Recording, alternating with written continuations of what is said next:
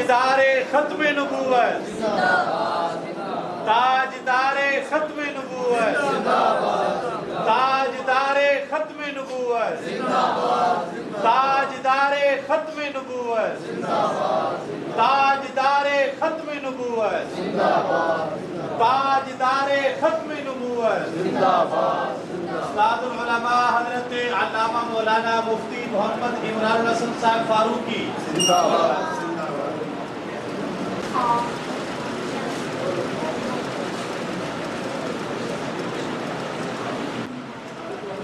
اس پروقار پرمسرت تکمیل قرآن مجید کی تقریب سعید میں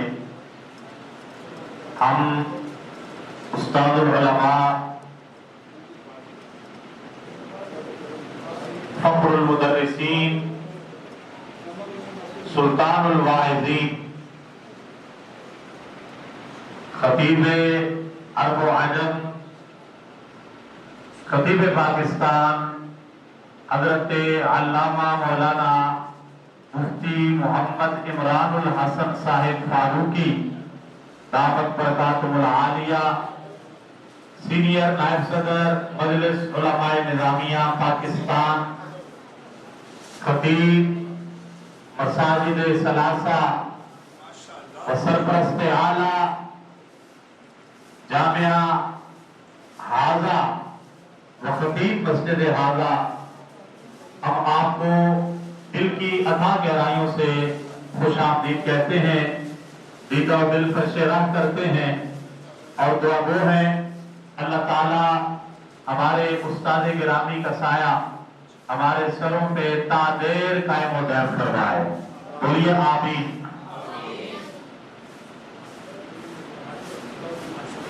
قبلہ استاد گرامی تشریف لے آئے، آپ کی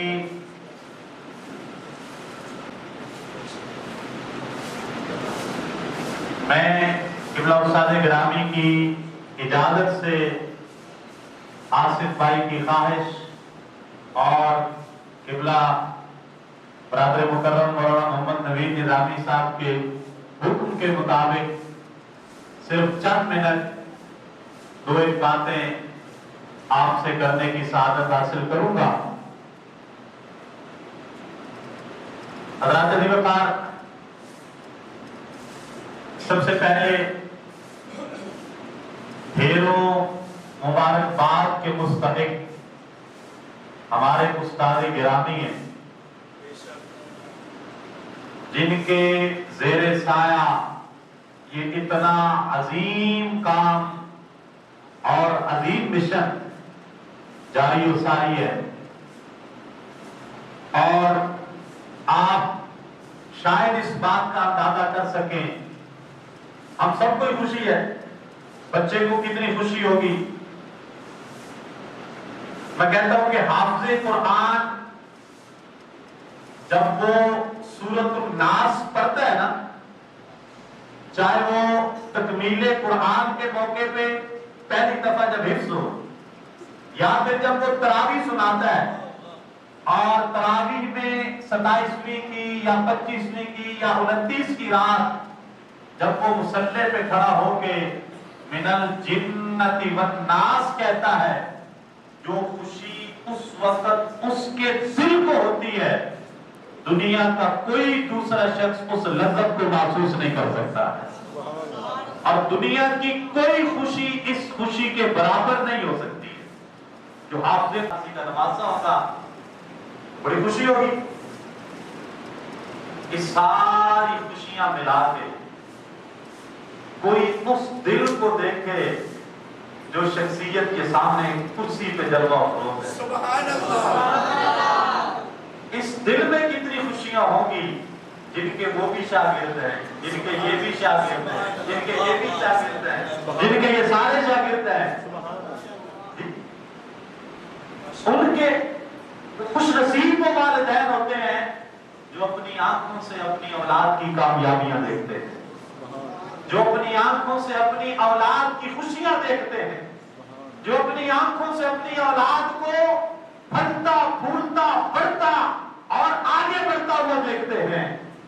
میں یہ سمجھتا ہوں کہ سب سے زیادہ خوشی اور سب سے زیادہ مبارکباد ہمارے استاد گرامی مولانا مفتی محمد عمران رسول صاحب فاروقی دامت برکاتہ عالیہ، یہ بہار اب جو دنیا میں آئی ہوئی ہے، یہ پود سب انہی کی لگائی ہوئی ہے۔ سبحان اللہ، بے شک۔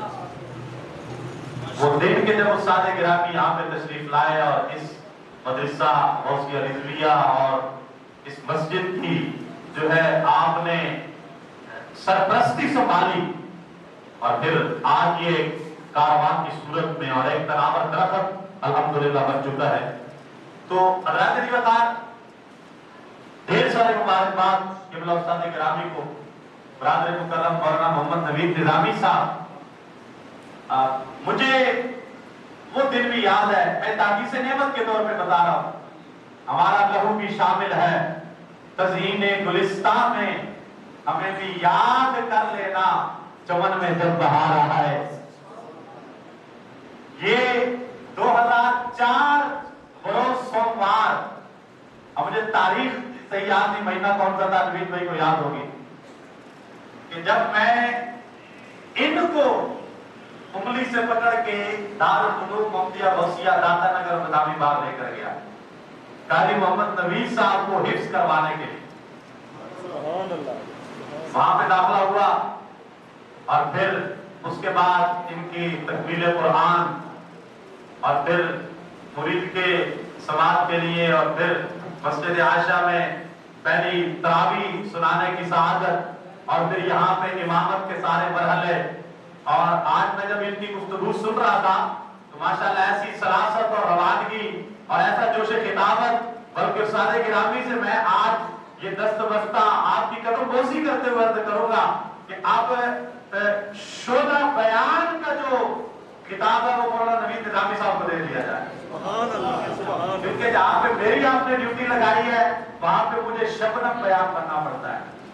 تو میں یہ چاہوں، وہ ہے ذرا ممی ڈیڈی لوگ، ان کو ذرا وہ کہتے ہیں میٹھی میٹھی، ہمیں میٹھا میٹھا اسلام بتائیں، تو وہاں پہ شعلہ نوائی سے زیادہ شبنم نوائی سے کام لینا پڑتا ہے۔ تو میں شبنم خطیب بن گیا ہوں اور مولانا نوید نظامی صاحب شعلہ خطیب بن گئے ہیں۔ اللہ تعالیٰ ان کی آواز میں اور زور بیان میں مزید برکتیں عطا فرمائے۔ اور آج وہ دن ہے، پھر جب میں حافظ محمد آفاق کو یہاں پہ داخل کروانے کے لیے لے کے آیا، مہینے وصل کے گھڑیوں کی صورت اڑتے جاتے ہیں، مگر گھڑیاں جدائی کی گزرتی ہیں مہینوں میں، یوں لگتا ہے ابھی کل کی بات ہے کہ جب حافظ محمد آفاق کو یہاں پہ داخل کروایا، میں گیا حافظ صاحب کی دکان پہ، یہ بڑے پریشان بیٹھے ہوئے تھے، کیا پریشانی ہے؟ کہتے بچے کو حفظ کروانا ہے، مجھے کوئی مناسب ماحول نہیں مل رہا، کوئی مناسب جگہ نہیں مل رہی، کوئی میرا اعتماد نہیں ہے یہاں پہ کسی ادارے پہ، میں پڑھائی کے حوالے سے میں بڑا پریشان ہوں، میرے بچے کا کیا بنے گا؟ میری خواہش ہے، میری تمنا ہے، میری آرزو ہے، میری چاہت ہے، میرا ارمان ہے، میرا خواب ہے، میرا سپنا ہے کہ میرا بچہ جو ہے وہ حافظ قرآن بنے، لیکن وہ سپنے چکنا چور ہوتے نظر آ رہے ہیں کہ جب مجھے کوئی جگہ نہیں مل رہی۔ تو میں نے کہا بس پریشان ہونے کی ضرورت نہیں ہے، آپ تو بالکل جناب کے قریب بیٹھے ہوئے ہیں اور پھر پریشان ہیں، ندی پہ بیٹھ کے آپ پیار سے، کوئی بات نہیں، آپ بچے کو میرے ساتھ بھیجیں، انشاءاللہ بچہ کامیاب کام کرے گا۔ تو جیسے برادر نوید نظامی صاحب نے کہا کہ یہ اس بچے نے ہم سب کی لاج رکھ لی ہے، اور اللہ تعالیٰ اس کی لاج دین و دنیا میں رکھے اور اس کو قرآن مجید کا عالم بنائے، حافظ بنائے، قاری بنائے۔ میں جو آج مزید لے کے آیا تھا جس گفتگو کے حوالے سے وقت کا، میں جو استاد گرامی تشریف لے آئے ہیں، لیکن میں اتنا کہوں گا آپ تمام دوستوں سے کہ ہمارے زیادہ تر بچے ایکسیڈنٹلی حافظ بنتے ہیں، ایکسیڈنٹلی، حادثاتی طور، کیا مطلب؟ ایکسیڈنٹلی حافظ بنتے ہیں، حادثاتی طور، مشنری طور پہ، کیا ہے؟ بس میری خواہش ہے میرا بچہ حافظ بن جائے۔ کیوں؟ اس لیے کہ حدیث پاک میں سنا ہے قیامت کے دن اس کے والدین کو ایسا تاج پہنایا جائے گا جس کے ایک موتی کی چمک سورج کی روشنی سے زیادہ ہوگی۔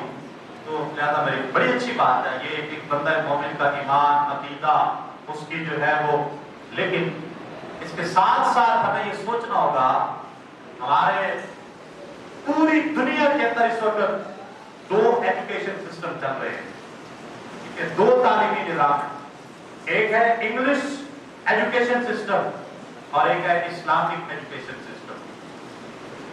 انگلش نظام تعلیم اور اسلامی نظام تعلیم.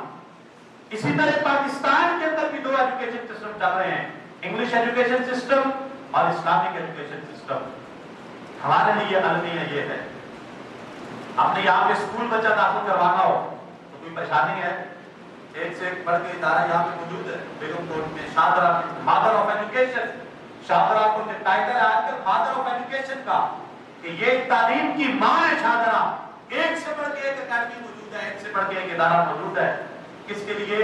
انگلش ایجوکیشن سسٹم کے لیے.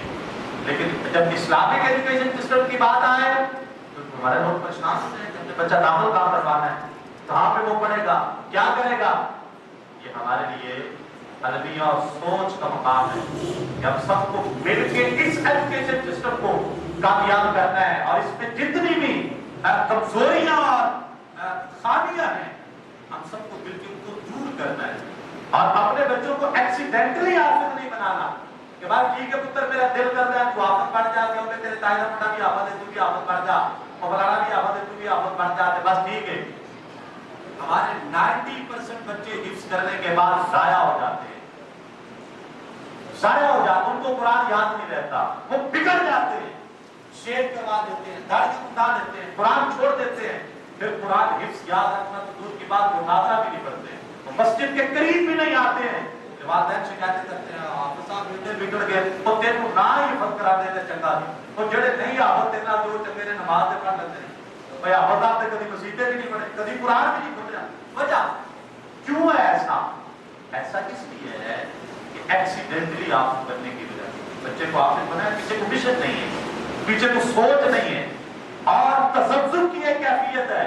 اچھا ہے میرا حافظ بن جائے گا تو میرے ساتھ کے رشتہ دار پریشان کیے رکھے, اچھا ایک مولوی بنا سکے, اچھا وہ چھڈو جی کی مولوی نے دی تنخواہ, کی بڑھے گا مولوی بن کے, کی کرے گا مولوی بن, کھائے گا کتوں, پیے گا کتوں, کمائے گا کی, 10,000 تنخواہ, وہ چھڈو جی یہ تو کتے سکول پڑھاؤ, یہ تو کتے ڈاکٹر پڑھاؤ, یہ تو کتے انجینئر پڑھاؤ, یہ تو کتے یونیورسٹی پڑھاؤ, یہ تو کتے بڑے اسکولے بھیجو. یہ میں تو کہوں گا کہ یہ ہمارے ایمان اور یقین کی کمزوری ہے, ایمان اور یقین کی کمزوری ہے. یعنی ہمارے سادہ گرامی قبلہ امیر المجاہدین فرمایا کرتے تھے کہ اے فار ایپل اور بی فار بٹر فلائی پڑھنے والا وہ بھوکا نہیں مرتا اور اس کو روزی مل جائے گی. تو جو الرحمن علم القرآن خلق الانسان علمہ البیان, جو یہ پڑھے گا وہ بھوکا مر جائے گا. ایسا نہیں ہو سکتا, ایسا نہیں ہو سکتا. پھر آپ جو ہے وہ ایک شعر سنایا کرتے تھے حفیظ جلندری کا کہ میں نے حق چھوڑا تھا اندیشہ غربت سے حفیظ, سوچتا ہوں تو دل احساس سے ہل جاتا ہے, اب اس عمر سے نہ تھی مجھے کچھ آگاہی, رزق تو اس دار میں کتوں کو بھی مل جاتا ہے. اگر کتے بھی رزق کھا لیتے ہیں تو آپ سے قرآن بھوکا مر جائے گا, ایسا تو نہیں ہو سکتا. لیکن اس کے ساتھ ساتھ توکل اپنی جگہ, توکل اپنی جگہ, اللہ تعالیٰ کی ذات پہ یقین اپنی جگہ. وہ رازق ضرور ہے, رزق عطا کرے گا, لیکن اسباب کا حکم تو ہمیں بھی ہے نا, اسباب اختیار کرنے کا حکم تو ہمیں بھی اسباب اختیار کرنے چاہیے. تو اپنے بچوں کو ایکسیڈنٹلی حافظ نہ بنائیں, ان کو ایک مشن کے ساتھ حافظ بنائیں کہ ہم نے دو ایجوکیشن سسٹم ہے, انگلش ایجوکیشن سسٹم اور اسلامک ایجوکیشن سسٹم. ہم نے کون سا سسٹم اختیار کرنا ہے, اسلامک ایجوکیشن یا انگلش؟ اور اگر اسلامک اختیار کرنا ہے تو پھر اس کو لے کے کیسے چلنا ہے, تاکہ کل کلاس کو جب باقی بھی اس کے کلاس فیلو, اس کے کزن, اس کے رشتہ دار وہ 16 سال اپنا تعلیمی کیریئر مکمل کریں گے, اور ہمارا بچہ بھی 16 سالہ تعلیمی کیریئر مکمل کرے گا. تو پھر جب اس کے کزن جو ہے وہ ماہانہ 75,000 لاکھ روپیہ, 1.25 لاکھ, 1.5 لاکھ اگر وہ کمائیں گے, ہمارا بچہ کہاں پہ کھڑا ہوگا؟ اس کی شادی بھی کرنی ہے, اس کی رشتہ داریاں بھی ہیں, ان کے رشتے کے معاملات بھی ہیں, ان کو جو ہے اپنے رشتہ داری خوشی غمی میں اسے شریک ہونا ہے, اپنی تمام برادری کو کمپیٹ بھی کرنا ہے, معاشرے میں باعزت زندگی بھی گزارنی ہے. تو پھر اس کو کیسے لے کے چلنا ہے؟ اس کی پوری پلاننگ ہونی چاہیے. اس بچے کو جس طرح حافظ نبی صاحب فرما رہے تھے کہ رابطہ اساتذہ کا اور والدین کا آپس میں رابطہ اور پلاننگ, اس اس کو پلاننگ کے ساتھ لے کے چلنا اور اس کو دینی اور دنیاوی تمام علوم سے آراستہ اور پیراستہ کرنا. اور یقین جانے یہ فیلڈ اتنی وسیع ہے، اتنی وسیع ہے، باقی آپ جہاں پہ بھی چلے جائیں عزت تو آپ کو مل جائے گا. عزت اس لیول کی نہیں ملے گی جو عزت آپ کو مصلی رسول پہ آ کے ملے گی، جو عزت آپ کو ممبر رسول پہ ملے گی. عزت باقیوں کو تو ہم سارے گھر میں فرمایا کرتے تھے قبلہ المجاہدین کہ تمہیں تو مہینے کے بعد گن گن کے دیا جاتا ہے نا، ہمارے مالک تو بن گنے ہمیں عطا فرماتے ہیں. آتا ہے منتوں پہ انہیں کچھ پیار ہی ایسا، خود بھیک دے اور خود کہیں میرے خود دے تو بلاؤ. اس لیے اپنے بچوں کو مشنری طور پہ انہیں حافظ قرآن بنائے اور ان کو یہ ذہن دیں کہ بیٹا تو اللہ کی نعمت ہے، اللہ نے تجھے مجھے عطا کیا، میں نے تجھے اللہ کے دین کے لیے اللہ کی راہ میں وقف کر دیا ہے. تو نے ساری زندگی مصطفیٰ کریم علیہ السلام کے دین، آپ کی عزت اور ناموس، شریعت اسلامیہ کے نفاذ اور اسلام کے تحفظ کے لیے کام کرنا ہے. بیٹا جس رب نے تجھے مجھے عطا کیا ہے، میں تجھے اس رب کے دین کی حفاظت کے لیے اس کی راہ میں وقف کر رہا ہوں. تو نے ساری زندگی اس کے دین کی سربلندی اور اس کی عظمت کے لیے کوشش کرنی ہے. تو انشاءاللہ بچے کہیں بھی مار کھانے والے نہیں ہیں. دعا ہے اللہ تعالیٰ حافظ محمد آپ کو عالم باعمل بنائے. اور آج کی میں اس پروقار تقریب میں خاص طور پہ دعا کروں گا. آپ نے کیا رکھا؟